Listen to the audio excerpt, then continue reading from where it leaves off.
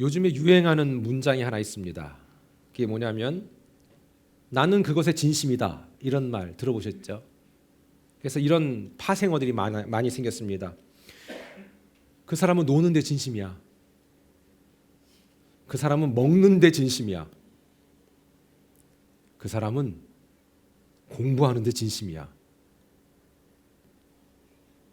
문법적으로 다소는 어색한 표현이긴 하지만 그래도 그 의미는 정확히 전달될 거라고 생각합니다. 이게 어떤 뜻입니까? 달리 말해서 나는 정말 그것을 하고 싶어. 그런 뜻 아닐까요? 나 진심이 있다. 여러분, 진심이라는 단어를 아세요? 진심이라는 단어, 어떤 사람이나 사물에 대한 또는 사실에 대한 솔직한 마음, 이게 진심이고요. 거짓이 없는 참된 마음, 그래서 그것을 진심이라고 얘기합니다. 놀라운 것은 앞서 언급한 내 감정이나 간절한 바람을 표현하는 그 진심, 그것을 우리는 잘 표현하긴 합니다만 의외로 잘 표현되지 않는 진심이 있습니다. 그게 뭘까요? 나의 진심은 나오지 않습니다. 실제로 많은 사람들이 진정한 나, 그 다음에 내 속에 숨어있는 나는 진심을 말하지 않습니다. 또는 두려워하거나 혹은 진짜 나의 진심을 들키지 않기 위해서 적극적으로 나를 포장하기 바쁩니다. 안타깝지만 이게 오늘날 우리들의 진심입니다. 그렇죠. 여러분, 누군가 내 자신보다 나를 더 자세히 들여다보고 있는 사람이 있다면 여러분 얼마나 불편하시겠어요? 나의 진짜 나, 진짜 내 모습을 아는 사람이 내 옆에 있을 때는 불편할 수밖에 없는 겁니다. 그런데 반대로 생각해 보세요. 진짜 나인 나를 아는 사람이 내 옆에 있다면 너무 행복하고 편하지 않습니까? 꾸밀 것도 없고 감출 것도 없잖아요. 근데 왜 사람들은 그 진심을 불편해할까요? 앞서 말씀드렸지만 누군가 나를 나 이상으로 들여다보고 나에 대해 말해준다면 대체로 사람들은 기분 좋아하지 않습니다. 견딜 수 없을 정도로 힘들어합니다. 그래서 아닌 척하고요, 또는 긴 척합니다.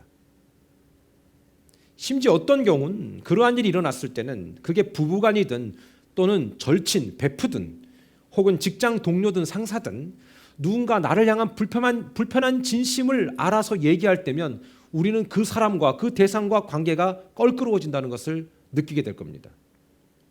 오늘 말씀은 그러한 불편함을 넘어서 나의 진심을 말한 사람, 그 사람의 진심을 말한 사람을 그냥 두지 않고 심지어 돌로 쳐 죽였던 그 사람들에 대한 이야기를 하는 것이고, 그것과 무관하게 여전히 자기의 진심을 얘기했던 스데반 집사에 대해서 얘기하고 있는 것입니다.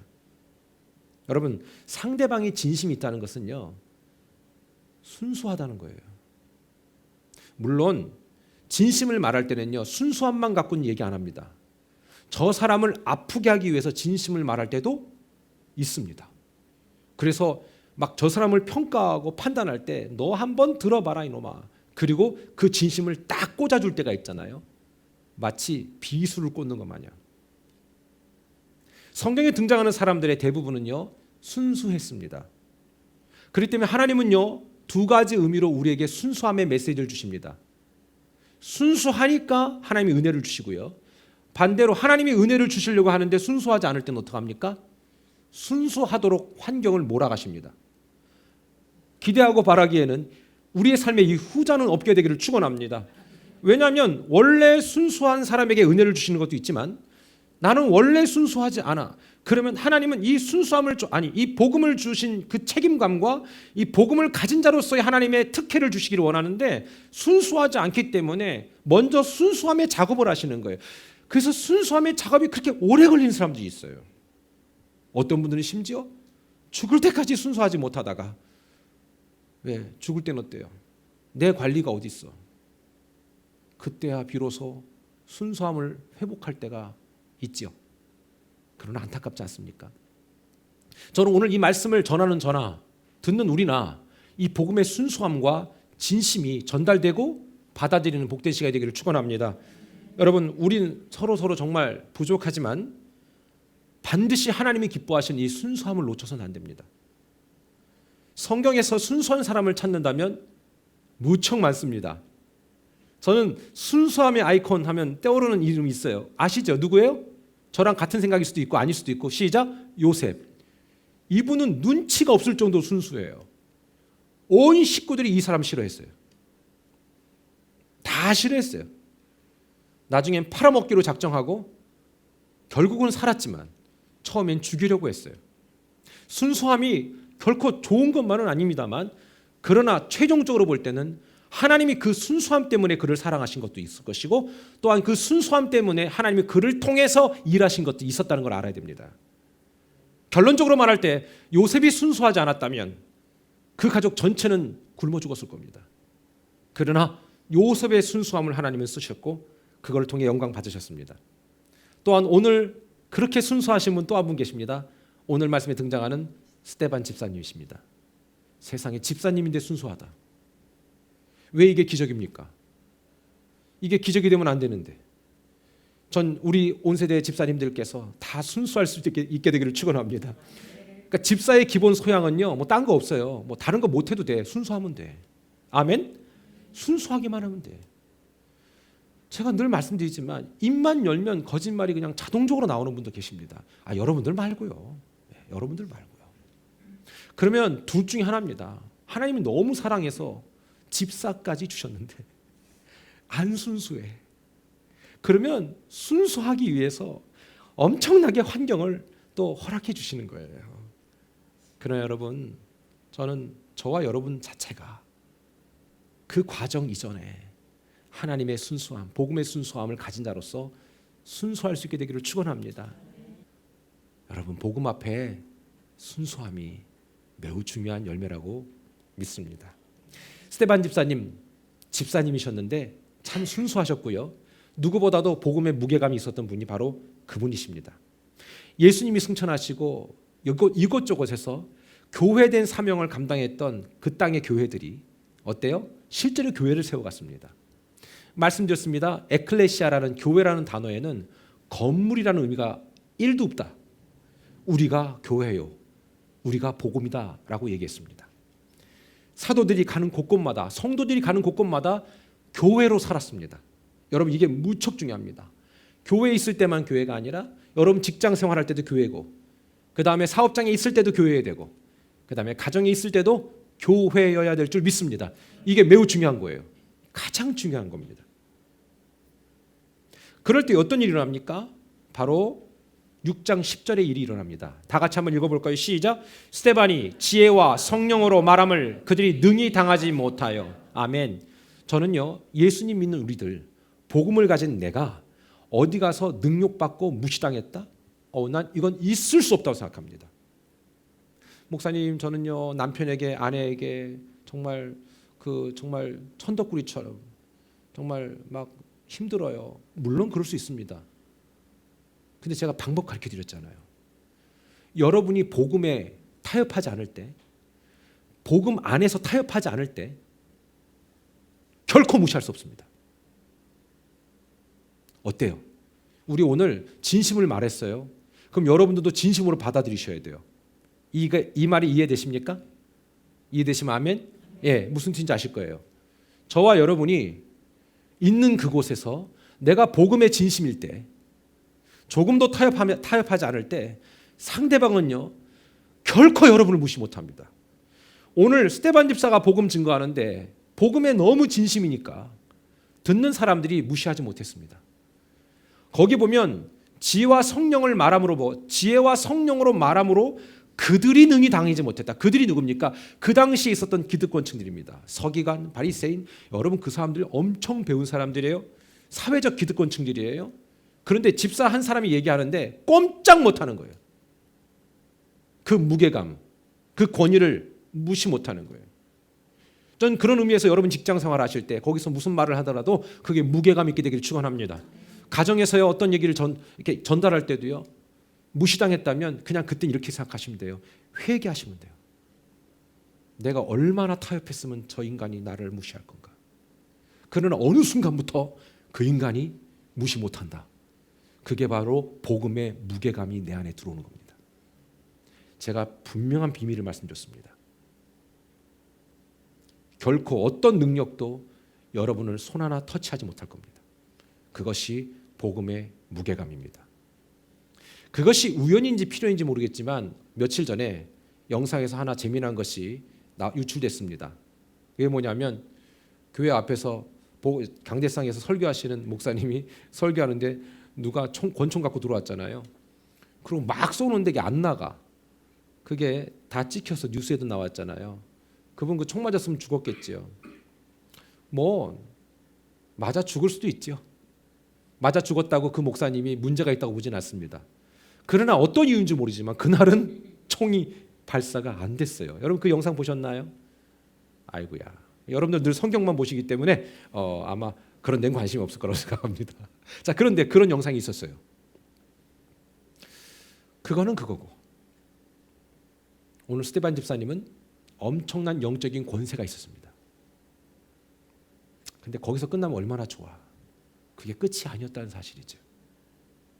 사도행전 7장을 미리 읽어보시라고 얘기했던 것은 성경 전체에 창세기부터 복음서까지 아주 멋지게 정리 요약해 놓은 곳입니다. 이것만 여러 번 읽으면요, 어디 가든 여러분이 목사님 나는요 제가 어떻게 복음을 제시할지 모르겠어요, 어디서부터 시작해야 될지 모르겠어요 하는 분들 있죠. 사도행전 7장만 읽으시면 정리가 되십니다. 그냥 그대로만 하시면 됩니다. 그런데 이처럼 완벽한 설교를 스테반 집사님이 하셨는데 완벽하면 진심이 통해야 될 거 아닙니까? 진심이 안 통하네. 안 통할 수도 있다는 얘기입니다. 엄밀히 말하면 안 통한 게 아닙니다. 통한 겁니다. 그가 어떻게 진심이 통했는지는 여기에 다 나와 있습니다. 54절에 보면 이렇게 나와 있습니다. 다 같이 읽어볼까요? 시작. 그들이 이 말을 듣고 마음에 찔려 그를 향하여 이를 갈거늘. 여러분 마음에 찔렸다는 게 뭐예요? 그 말을 이해했다는 말입니까? 오해했다는 말입니까? 이해했다는 말입니다. 여러분 마음에 찔리는 거는요, 오해했을 땐 찔리지 않아요. 그냥 무조건 화가 나지. 그러나 그 상대방의 말을 내가 마음에 찔렸다, 직장 동료가 얘기할 때 또는 집에서 남편이나 아내가 얘기할 때 마음에 찔렸다, 그건 내가 오해한 게 아니라 잘 이해한 겁니다.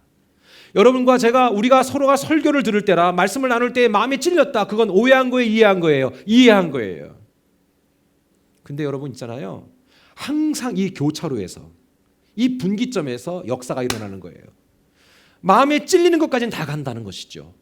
그런데 어떤 사람은 마음에 찔려서 복음을 받아들이는 반면에 어떤 사람은 마음에 찔려서 오늘 보니까 이 동네 사람들처럼 화를 내기 시작합니다. 근데 놀라운 사실은 복음의 순수함을 갖고 진심이 있었던 스테반 집사님은 마음이 찔리고 안 찔리고의 문제는 스테반 집사님의 그릇이 아니라, 선택이 아니라 그들의 선택이라고 생각하고 그분은 진심을 전달하는 데 매진했습니다. 이게 우리의 역할이고 사명이라는 것이죠. 마음에 찔렸다는 거 그들이 완벽히 이해했다는 겁니다. 오해된 게 아닙니다. 잘못 해석하거나 그 뜻을 이해하지 못한 게 아니라는 사실입니다. 이 땅엔요, 그 진심을 들을 사람들이 있고요, 또는 그 진심을 거절하고 거부하는 사람들도 있다, 이 말씀을 하고 있는 것입니다. 어떤 맥락에서 이해할 때 우리는 정말로 불행 중 다행인 것은 그 진심을 들었고 그 진심에 마음이 찔렸던 사람들이고, 그 찔린 이후의 선택이 분냄과 화냄이 아니라 아멘, 제가 그렇습니다 라고 받아들인 분들 아닌가라는 생각을 해봅니다. 근데 어떤 사람들은 마음에 찔리면 전혀 엉뚱한 결론을 낼 때가 있다라는 것이죠.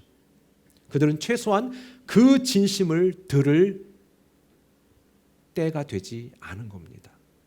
제가 분명히 그 진심을 들을 때가 안 됐다고 얘기한 건 뭐냐면, 그 당시 스테반 집사님이 거기에 돌에 맞아 죽을 때에 바울도 있었습니다. 그때는 청년 바울이었습니다. 청년이라고 하는 사울이라고 얘기했습니다. 하나님을 아직 전인적으로 만나지 못하고 자기 열심에 엄청나게 판단하기 좋아했던 그 열정이 그 안에 녹아 있었습니다. 엄밀히 말하면 하나님은 그 현장에서 사도 바울 하나 건지기 위함 아니었을까라는 생각을 해봅니다. 사랑하는 여러분, 우리는 그 진심을 받아들인 사람들입니다. 하지만 여전히 그 진심을 충분히 이해했지만 여전히 세상에서 돌아다니면서 여전히 그것을 끊어내지 못하고 그것이 좋다고 말하는 사람들, 그러면서 뭔가 불편함을 느낀다고 하는 사람들은 진심을 받을 기회가 아직 없는 겁니다. 아니, 기회는 주셨으나 그 기회를 스스로 거절하고 있는 것입니다. 오늘 우리는 하나님의 은혜와 섭리로 여기 와 있는 것입니다. 그들보다 더 낫기 때문에, 그들보다 더 대단하기 때문에 아니라 하나님이 그 진심을 받을 수 있는 환경 허락해 주셨고 그 마음까지도 허락해 주신 거, 더 나이 들어 더 죽기 전에 그때 진심을 받아들이지 않았던 것에 대해서 감사할 수 있다는 거죠. 여러분, 성경에는요 리워드가 있다고 얘기합니다. 자, 구원은 상급이 아닙니다. 리워드가 아닙니다. 하나님께서 은혜로 주신, 그의 기쁘신 뜻대로 주신 것이 구원이라면 리워드, 상급은 하나님이 이 땅에서 쌓아주시는, 계획하시는 그 안에서 순종하는 공력에 따라 주시겠다고 말씀합니다. 그것이 뭔지는 저도 몰라요. 그건 좀 있었으면 좋겠어요. 아니, 성경에 있다고 얘기했으니까 난 있다고 믿어요. 아멘. 그래야 되잖아. 좀 덜 억울한 게 있어야지. 성경에 말하는 그 있잖아요, 달란트의 비유라든가 내지는 그 품삯 줬던 거 내용, 뭐 아침에 들어왔던 사람이나 오후에 들어왔던 사람이나 다 똑같이 줬다는 것은 리워드 얘기하는 게 아니에요. 엄밀히 말하는 거 구원의 문제예요. 그러니까 어릴 때부터 믿었던 사람이나 나중에 진탕 놀다가 어때요? 늦게 그제서야 믿던 사람이나 구원의 경중이 다른 거 아니에요. 똑같아요. 아멘? 문제는 뭐냐? 리워드는 다르다. 근데 그 리워드의 다름을 저도 천국에 아직 안 가봤기 때문에 난 모르지만 성경은 분명 제시했다는 거죠. 근데 그 리워드가 죽어서만 있느냐? 아니요. 살아서는 없을까요? 저는 우리가 하나님 앞에 집중하는 모든 삶 속에서 주어지는 리워드가 전 있다고 확신합니다. 우리가 순종할 때에 오는 평안함과 안정감이 있죠. 거기서 오는 하나님의 유익이 있죠. 그거 분명히 있어요. 우리가 한번 레러지에다가 하나씩 일목요연하게 적어서 정리해 보라면 없겠어요? 난 분명히 있다고 생각합니다. 그런데 여기에서만 있을까? 죽어서도 없을까? 있다고 보지요. 성경에 없다면 언급하면 안 되는 거예요. 그러면 사기가 되는 거니까. 성경은 분명히 리워드에 대해서 얘기합니다. 상급에 대해서 얘기합니다. 그러나 오늘 보니까 이 사람들은 여전히 들을 자세가, 때가 아직 안 된 겁니다.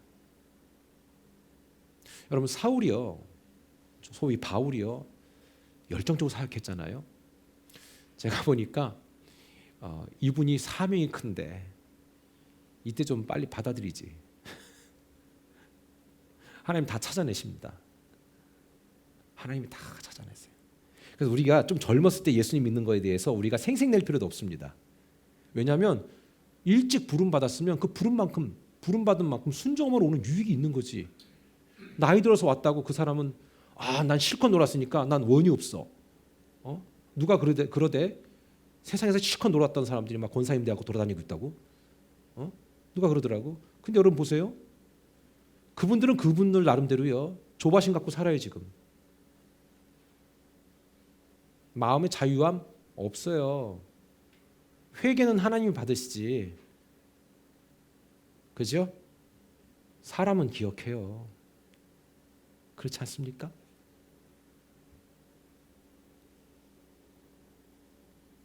자, 그렇게 진심이 전달되는 과정에서 그 진심을 들어야 될 사람들이 반응은 어떻습니까? 아까 그랬잖아요. 그것을 여러분이 전달하는 사람들은 믿음으로 담대함으로 전달을 했어요. 그리고 무시당하지 않아요. 그러나 피드백은 다를 수 있어요. 어떤 피드백이 옵니까? 사도행전 7장 57절 다 같이 읽습니다. 시작. 그들이 큰 소리를 지르며 귀를 막고 일제히 그에게 달려들어. 어우, 세상에. 소리를 질렀다는 게 뭐예요? 말 못하게 하는 거예요. 말하지 마. 그래서 이렇게 사람들 이렇게 막 진심을 말할 때 말 못하게 막 막잖아요. 그렇잖아요. 그런 거 잘하는 사람도 있잖아요. 정치인들 그런 거 잘하잖아요. 상대방에서 막 진짜 팩트를 말하는데 막 얘기하잖아요. 말 못하게. 그렇죠? 그게 뭐 그들만 있어요? 여러분, 제가 보니까 은혜 받는 거나 은혜를 떨쳐버리는 거나 과정은 똑같아요. 똑같은 과정을 거쳐요. 그런데 오늘 큰 소리를 질렀다는 건 아예 적극적으로 방해하는 거예요. 그래서 뭔가 진심을 말하려고 하는데 막 얘기하잖아요. 그렇죠? 그게 세상이에요. 혹시 만약 여러분이 그런 태도를 취했다면 오늘 좀 바꿔보면 어떨까요? 진심이 전달될 때 말하지 말고 좀 들으시면 어떨까요? 거기서 끝난 게 아니에요. 귀를 막았다고 되어 있습니다. 내 안에 내면의 진심을 뽑아내니까 얼마나 괴롭겠어요. 너무나 괴롭겠죠. 진심이 중요한데. 제가 지금도 많이 저 이런 생각을 해요. 저는 저에 대해서 되게 높이 평가했다가 어떨 때는 아니구나라고 생각했다가 왔다 갔다 해요. 여러분도 그렇지 않습니까? 이 정도면 괜찮은 것 같아. 참, 얘 괜찮은 사람이 이 정도면 괜찮은 사람이지. 그러다가 어느 날 갑자기 진짜 더 크게 은혜 받으면 나 같은 죄인이 없구나. 이런 생각이 막 확 하고 올 때가 있어요. 근데 그게 정상인 것 같아요. 그게 왔다 갔다 해야지. 항상 죄인인 것 같구나. 그러면 어떻게 해야 돼? 이건 안 돼. 그건 못 살아. 그러면은 나는 너무 괜찮은 것 같아. 난 믿음 생활 너무 잘하는 것 같아. 웃긴 거 아니겠어요? 아니에요. 여러분, 그런데 기억하십시다. 이건 좀 다른 케이스지만 우리도 진심을 전달해야 될 때가 올 수 있습니다. 오늘 여기서 진심이란 복음의 진심을 말하는 겁니다. 스데반은 개인적인 감정을 얘기한 게 아닙니다. 내가 받은 진심인 이 복음을 저 사람들도 가져야 되는데라는 그 진심이 있었던 것이죠. 그런데 그것을 들을 만한 준비가 안 됐던 것입니다. 하나님 여기에서 스데반에게 너 준비 안 되는 사람들한테 왜 줬니? 라고 질책하지 않으셨습니다. 스데반에게 책임 묻지 않습니다. 그 진심을 전달했다는 것으로 하나님은 충분히 영광 받으셨습니다. 하나님이 그 진심을 전달하는 과정 속에서 있었던 일들은 얘기하지 않습니다. 중요한 사실은 그 진심 때문에 하나님이 얼마나 기뻐했는지에 대해서 얘기하고 있는 것입니다. 사랑하는 여러분, 그렇기 때문에 진심을 전달하는 것을 두려워하지 마십시오. 저는 진심을 전달하는 과정에 대해서 제가 놓쳤던 부분들에 대해서 설명을 했고, 그러나 그것에 대해서 후회하진 않습니다. 오늘 사도행전 7장 55절로 56절 볼까요? 진심을 전달했을 때에 여러분이 진정한 무게감을 가지고 여러분의 개인적인 사리사욕이 아니라 복음의 진심을 전달했을 때에 어떤 결과가 있는지 보십시오. 한번 보십시다. 시작. 스데반이 성령 충만하여 하늘을 우러러 주목하여 하나님의 영광과 및 예수께서 하나님 우편에 서신 것을 보고, 보세요. 예수님이 하나님 우편에 서신 것을 보았다. 그분이 그냥 거기 있는 것이 아니라 서서 계신다. 그리고 시작. 말하되 보라 하늘이 열리고 인자가 하나님 우편에 서신 것을 보노라 한데, 여러분 생각해 보세요. 공연장 가봐요. 흥분되고 그 다음에 그 공연이 뜨거워지고 업되고 이 공연에 대한 의미가 부여되고 그렇게 되면 어떻게 됩니까? 일어나잖아요. 그리고 어때요? 뭔가 잘했다 생각할 땐 다들 일어나서 박수 치잖아요. 그래서 기립박수가 의미가 있는 거 아니겠어요? 앉아서 치는 거는 좀 약간 좀 거만하지만 일어나서 다 쳤다면, 근데 어떤 공연에서 그랬다면, 핸델의 메시아라는 작품이 있습니까? 그죠? 클래식에 거기 보면 맨 마지막에 할렐루야 할렐루야 할렐루야 그럴 때 어떻게 돼요, 여러분들? 그럴 땐 어떻게 돼요? 잘 듣고 있어야 되죠. 앉아서, 그죠? 어떻게 해야 됩니까? 일어나야 되죠. 처음 들었습니까? 꼭 그 공연할 때 보면 할렐루야 할 때 한 분씩 두 분씩 일어나십니다. 그건 뭔가 알고 계신 분이에요. 그 전통을 알고 있는 사람이에요. 아주 오래전에 왕조차도 일어나서 그 공연이 일어날 때에 기립했던 것처럼 그때부터 전통이 돼서 그 곡이 나올 때는 일어나셔야 돼요. 그 눈치껏 일어나셔야 돼요. 안 일어나면 무식하다는 소리 들어요. 근데 우리도 이제 일어날 거 아닙니까? 싹 나가잖아요. 기립한다는 건 높인다는 거예요. 예수님이 일어나신 거예요. 예수님이 반응하고 계신 거예요. 진심을 전달할 때 그 진심에 반응한 거지 들은 사람들 때문에 반응한 거 아니에요. 전 참 신기하게 어떻게 그 설교에 한 놈도 반응 안 하냐? 그렇죠? 거기에서 몇몇의 진심들이 그걸 들은 사람들이 왜 그러냐고, 이 사람 말한 게 틀린 거냐고 거기서 좀 변호했다면 최소한 그날 돌에 맞아 죽진 않았을 거 아니에요. 여러분, 세상에 돌에 맞아 죽는 게 얼마나 힘든지 아세요? 안 맞아봐서 몰라요? 한 번만 맞아보면 정신 날까? 여러분, 총에 맞아 죽는 건 고통이 그나마 좀 짧지, 그렇잖아. 그 다음에 그 단두대에서 뭐 그렇게 극단적으로 딱, 그거는 짧지. 돌에 맞아 죽는 건요, 죽을 때까지 아파요. 아야 피할 수가 없어. 그때나 지금이나 못된 놈들 있잖아. 그 동그란 돌 안 던지고 뾰족한 돌 던진 놈들 있을 거란 말이에요. 그리고 막 그럼 얼마나 아팠겠어요. 오죽하면 맞아 죽냐고. 복음의 진심일 때 진심을 듣는 사람의 선택권은 우리가 염려할 게 아니에요. 그러나 하나님이 여러분의 복음의 진심이 전달될 때 그때 너무 좋아하신다는 거예요. 너무 기뻐하신다는 거예요. 오직 기쁘셨으면 일어나셨다고 얘기하잖아요. 사람들은 막 소리 지르고 휘맞고 막 공격하고 얼마든지 그런 일들이 우리 주변에 있을 수 있어요. 그러나 기뻐하십시오. 감사하십시오. 하나님이 기뻐하시고 예수님이 일어나신다는 사실입니다. 우린 매주 이렇게 복음의 진심을 듣고 가잖아요. 그러면 그 진심을 저와 여러분이 알고 있는 그 사람들을 만날 때마다 왜 표현하지 않습니까? 표현하지 않는 이유 저 알아요. 진심을 표현하면 그 사람이 나를 어떻게 볼까에 대한 두려움도 있고, 늘 말씀드리지만 나 여전히 쟤랑 놀아야 하는데 진심을 얘기하면 노는 게 좀 어려워져. 그것도 있지 않겠습니까? 그러나 이미 그 진심은 하나님께 걸린 진심입니다. 내 삶의 기적이 나타나길 원한다면 진심을 전달하는 것을 두려워하지 마세요. 그리고 그 진심을 받을 사람에 대해서 염려하지 마세요. 여러분의 진심이 나타나는 것이 중요하고 그 사람을 진짜 사랑하는 마음으로 그 진심을 전달하는 것이 무척 중요합니다. 진심이 통하지 않는 것은 둘 중에 하나겠죠. 그 사람이 준비되지 않아서, 오늘 스데반 집사의 그 진심이 전달되는 과정에서도 여전히 통하지 않았던 사람들처럼 그 사람들이 준비 안 돼서 안 통하든, 아니면 그 안에 또 진심이 통하는 일인이 있는 것처럼 어느 날 그 한 사람을 위해서라도 여러분의 진심이 통할 수 있게 되길 축원합니다.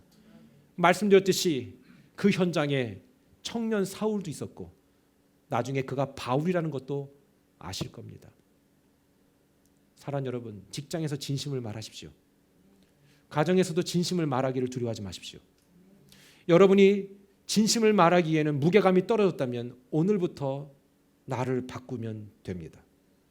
내가 진심이 통할 수 있도록 오늘 결정하고 결단하면 됩니다. 그리고 하루 이틀 반짝 그 진심만을 말하는 것으로 끝내지 마십시오. 지속적으로 그 진심이 통할 때까지 무게감을 갖춰야 될 줄 믿습니다. 내가 만나고 나랑 관계되어진 그 사람이 함께 복음을 누릴 수 있도록 그 진심으로 대하고 전할 때 어느 날은 그 진심이 통하게 되어 있습니다. 여러분, 다시 한번 말씀드릴게요. 그게 진짜 진심이었다면 둘 중에 하나예요. 통하든지 아예 여러분에게 돌을 던지든지. 근데 그 사람이 돌을 들었다 놨다 한다면 지금 똑바로 통하지 않게끔 진심이 전달되지 않고 있다는 겁니다. 저는 오늘 이 진심이 여러분에게 전달될 때 마음이 찔릴 거라고 생각합니다. 그러나 이것을 찔린 것으로 끝나면 여러분들도 똑같은 잘못된 진심에 대한 반응을 갖고 있는 거고, 찔림이 행동으로 나타난다면 얼마나 좋겠습니까? 혹시 저한테 돌을 던질 분 계십니까? 아니라면 오늘 이 진심을 간직하고 이번 한 주간에도 꼭 임상하시고 승리하기를 주님의 이름으로 축원합니다. 기도하겠습니다.